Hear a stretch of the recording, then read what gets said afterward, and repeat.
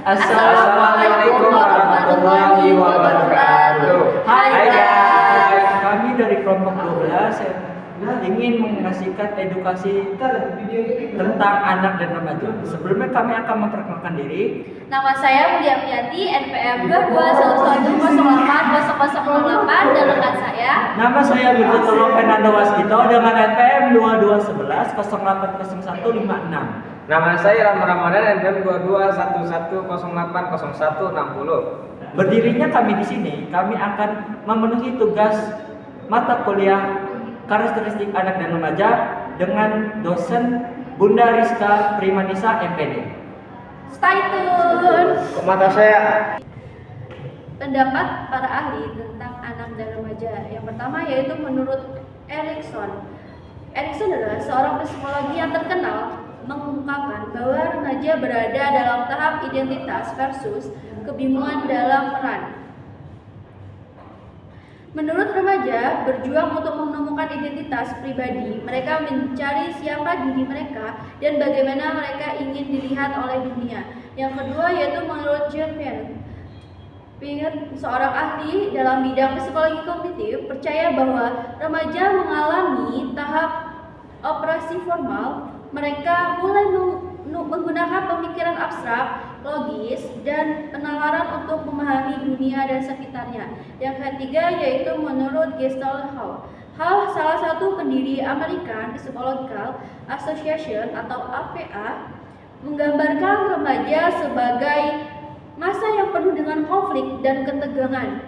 Menurutnya, ini adalah masa di mana individu mulai memahami perbedaan antara diri mereka dan norma-norma sosial. Oke, itulah jawaban dari Mulia Aprilianti soal nomor 1. Soal yang kedua yaitu tentang jelaskan tahapan-tahapan anak. Baik, saya akan menjawab dari soal yang kedua, yaitu jawabannya. Yang pertama, tahap sensori motorik, yaitu di usia 18 sampai 24 bulan. Anak berperilaku seolah mainan itu ialah healing atau dibuat bercandaan. Yang kedua, tahap priorisional yaitu di usia 2 sampai 7 tahun. Anak berpikiran pada tingkat simbolik tapi belum menggunakan operasi kognitif. Yaitu yang ketiga, tahap operasional konkret di usia 7 sampai 11 tahun. Anak mulai menggunakan pemikiran logis tapi belum bisa berpikir secara abstrak. Nomor 4, tahap operasional formal, yaitu di usia 12 tahun ke atas. Anak mulai menggunakan pemikiran logis dalam masalah yang lebih rumit. Sekian dari saya. Yaitu soal yang ketiga, jelaskan tentang tahap-tahap remaja. Oke, saya akan menjawab pertanyaan dari Ilham. Tahap-tahapan remaja. Pertama ada masa remaja awal pada usia 10 sampai 13 tahun. Anak-anak akan mengalami perubahan fisik, kognitif, dan psikologis yang signifikan. Yang kedua, pertengahan masa remaja. Pada usia 14 sampai 17 tahun, anak-anak akan terus mengalami pertumbuhan dan penemuan diri, mengalami peningkatan intensitas emosional, dan menghadapi tantangan baru. Yang ketiga ada masa remaja akhir. Pada usia 18 sampai 21 tahun, seseorang tidak mau diperlakukan sebagai anak-anak, namun belum memiliki kematangan seorang dewasa. Perubahan fisik, intelektual, dan juga emosi dalam masa ini merupakan persiapan seseorang untuk masuk ke dalam masa dewasa. Mungkin itu saja. Terima kasih. Yang selanjutnya yaitu soal yang keempat, yaitu jelaskan tugas perkembangan anak. Tugas perkembangan masa bayi. Yang pertama, belajar berjalan pada usia 9 sampai 15 bulan. Yang kedua, belajar makan makanan. Yang ketiga, belajar berbicara. Yang keempat, belajar buang air besar dan air kecil. Yang kelima, belajar mengenal lingkungan dan juga perbedaan jenis kelamin.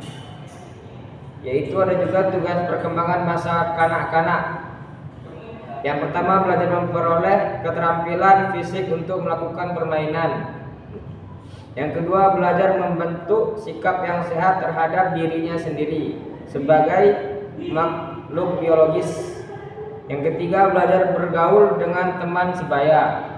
Yang keempat, belajar memainkan perasaan sesuai dengan jenis kelaminnya.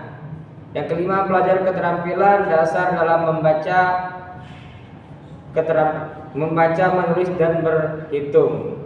Sekian dari saya. Yang terakhir atau soal yang kelima yaitu jelaskan tugas perkembangan remaja. Tugas perkembangan masa remaja difokuskan pada upaya meningkatkan sikap dan perilaku kekanak-kanakan serta berusaha untuk mencapai kemampuan bersikap dan berperilaku dewasa. Adapun tugas-tugas perkembangan masa remaja menurut Orlov. Yang pertama, mampu menerima keadaan fisiknya. Yang B, mampu menerima dan memahami peran seusia dewasa. Yang C, mampu membina hubungan baik dengan anggota kelompok yang berlainan jenis. Yang D, mencapai kemandirian emosional. Itulah tadi edukasi yang bisa kami sampaikan. Semoga bermanfaat. Kurang lebihnya kami mohon maaf. Kami akhiri. Wassalamualaikum warahmatullahi wabarakatuh. Terima kasih. Enggak.